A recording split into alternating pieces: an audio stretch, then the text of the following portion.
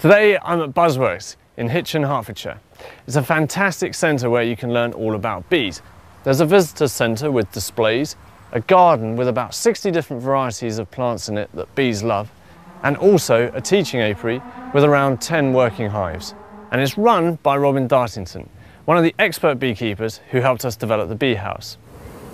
Robin, hi. Johannes. Good to see you again. How's the beekeeping going this year? Well, I think it's about time we had a look at this hive. Yeah. It's not been inspected for a month, and I'm hoping that we're going to find at least one good laying queen, possibly two. So have you split this colony then? Yes, it was split for swarm control in May. Hopefully, by splitting it, we managed to control the swarming instinct completely. And so we've now got, hopefully, two colonies, one at each end, and with new queens. Excellent, good. Now, we find underneath the roof my little record sheet. It's a minimal note, but it tells me that on the 6th of June, the rear colony had clear patches. That almost always means that they think they've got a queen who's ready to come in to lay. And that's the same situation at the front, though it's only a very small colony. That was the 6th of June. We're now the 23rd of June, and that should be plenty of time for those queens to come in to lay. Excellent. But I have to warn you that in beekeeping, nothing is certain. Yeah. So I'll just see what's happening inside this super. And the bees are fully occupying it and working quietly. Now that seems fine. I'm going to lift that box off so that I can inspect the bottom. Yes, there's a fair weight in there, which is good. So what would you say is the sort of, the knack to being a good beekeeper? And You need to be calm. You mustn't panic the bees. They don't really object to the light coming into the hive, but it's vibration that sets them off. Right. It's not vibration that makes them think they're being attacked by a predator. You've hardly smoked them at all, and they're No. not really fazed by you looking at them. No, I prefer not to use smoke when there's a honey flow on, as there is now, because the bees will be quite calm and peaceful. When there's plenty to eat, they just get on with it. Yes, they're happy, like any animal that's got a full tummy. Yeah. It's when it's cold and they're starving that they are much more aggressive. Now there's a good frame of brood here. So this looks like a well-mated queen. What are these, where there's sort of holes and gaps? There are two theories on this. Mostly people say it's where there's a wire, and if they're in a straight line, then there's a wire underneath. Like the foundation wire That's right. Yeah. But the new theory is that these holes are left deliberately for bees that have warmed themselves up to put their heads in and warm up the comb. Because they need to keep the brood at about 35 degrees, don't they? They do indeed. It's pretty hot. Yes, it's keeping it up to our body temperature. Of course, they don't heat the air, they do heat the comb. You haven't got any queen excluders on, is that normal practice, or did you? Well, I don't tend to put the queen excluders on if I can help it, because if you notice the bees trying to struggle through them to get up into the supers, it's obviously a very big impediment to the free movement of goods within the hive. But the risk obviously is that the super, when we open it up, will have some brood in it, which makes honey collection tricky. Well, it does mean that we need to put the queen excluder on at least a month before the super will come off for extraction. And any brood in it, then have emerged. Okay. Well, I'm surprised we've not seen the queen anywhere. It may well be that she's up in that super. Now there is brood, so we have got a full frame of brood. She might well be up here then in that case. No? No. Do you ever find the queen actually sort of on honey, or does she always feed herself, or do the other bees feed her? The other bees feed her, but she is supposed to actually walk around the whole of the hive, leaving what is called footprint pheromone. And it's that presence, that pheromone on the combs wherever the bees go, that assures them that they have got a queen within the hive. I'm surprised we haven't found the queen, because there's not very many bees on this at the moment, but we haven't. And sometimes you find them and sometimes you don't. So I'm going to put the queen excluder on then and assume that we have got her below. But I think it'll be enough if I now just smoke from here, and that will drive most of the bees down. In particular, the queen, if she is here, she won't want that smoke and she will go down. But But I'll have to come back in about 3 days and see if I've got eggs below. Right. The alternative to doing that, Robin, is to shake the bees off the comb. Yes, shake them right into the bottom of the hive. And you just give it a sharp... Best, I think, to hold is not to knock the frame, but to knock your wrist. Right. So if you've got the frame like that, hold one end, hold it well down in, and bang your wrist.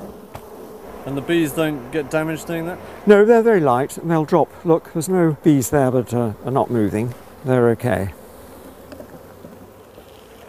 So I'm going to put the queen excluder on now so that the queen won't be able to get back into that box if she's below. Then I can put on the super, which I like to call a honey box in English. You see the second colony on this side has got a nice super full of honey. So shall we have a quick look in this one? Yeah, and perhaps we could find the queen as well. And we may be lucky. We may be lucky. Right. Now notice, not very many bees in this one, so I don't think that's so likely to have any of the brood. I can see sealed honey all the way down here in the middle, so there won't be brood in this one. Because if there was brood, it would be right to the bottom of these middle bars here. So I don't think we'll need to search that one for the queen on this side of the hive.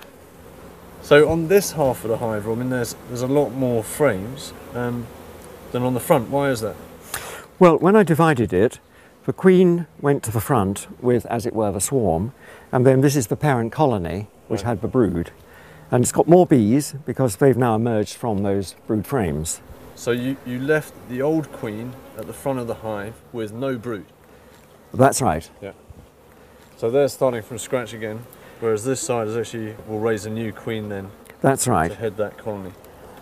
Right, I'll take these out to give us some room to work. That's just a dummy frame that fills up space. And these ones are fresh frames of foundation that the bees haven't yet become strong enough to draw out. Do you always add new frames towards the front, Robin? Well, I prefer to add them to the front because the bee's natural instinct is to keep the brood at the front near to the entrance of a hive. So they will grow the nest towards the entrance more easily than they'll grow it backwards.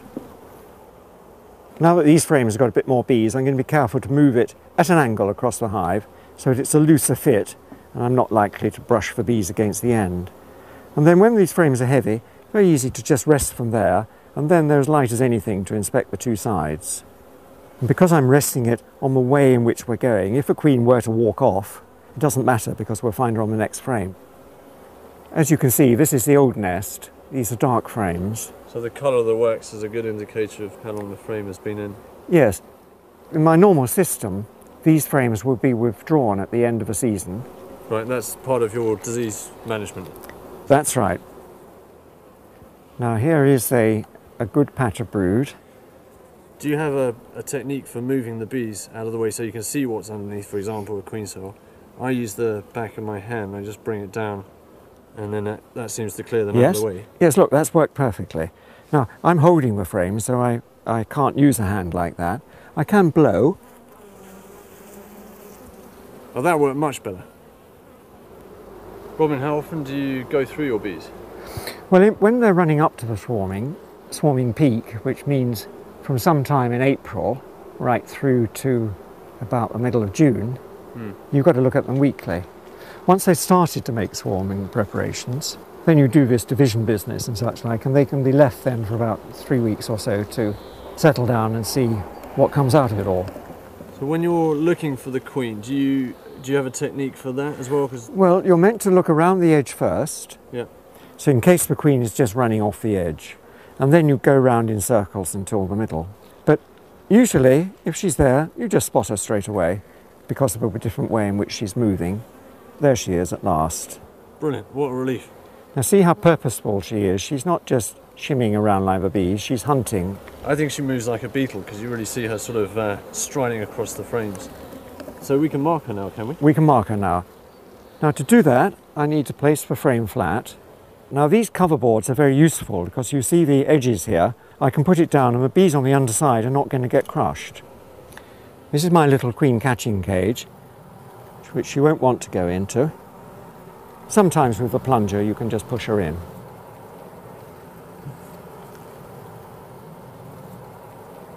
But she is actually in that.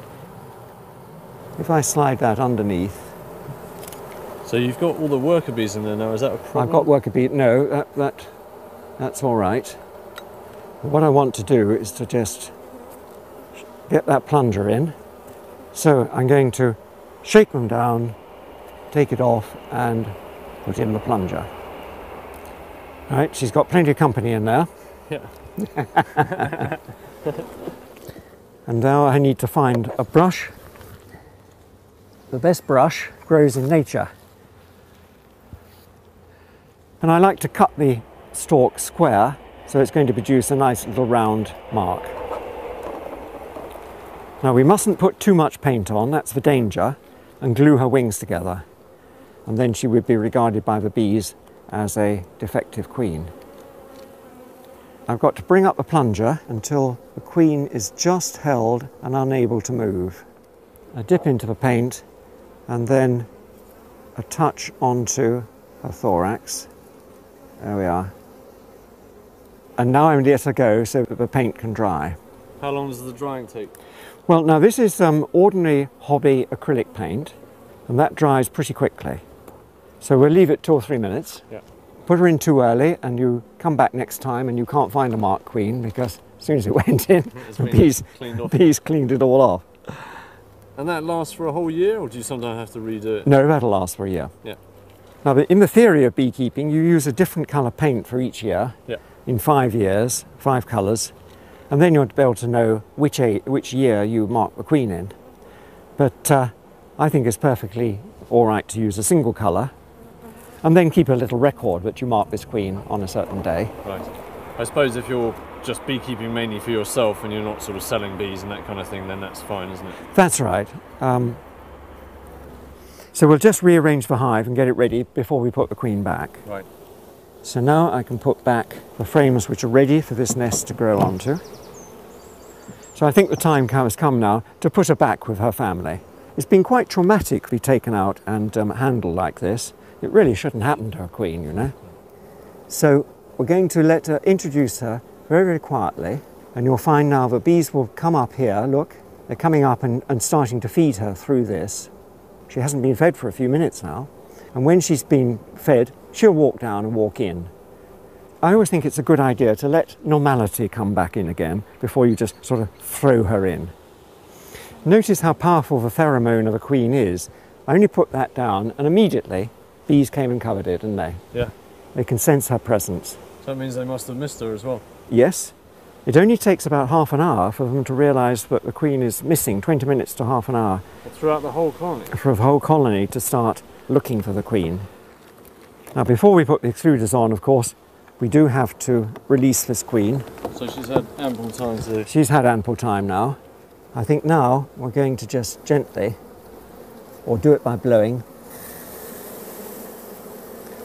There she goes. She just ran off in there. And she ran off and she ran down. Okay. Now she's been fed though, so... Is there any danger that the queen might fly off when you do that? Yes. Yeah. Yes, that's why again you want to be very calm. So we put on our queen excluders and they fit tightly, you see. The queen is unable to get her thorax through these slots, and of course so are drones. So any drones which are in the supers do get trapped, but they're released when one makes the next inspection. Well, I think we can leave those bees now to work as nature intended. Well, Robin, it's been fascinating as always, but it sounds like your brownies have arrived now for their beekeeping experience. That's the purpose of Buzzworks Hitchens Community Garden, to do both professional beekeeping and to introduce it to the next generation.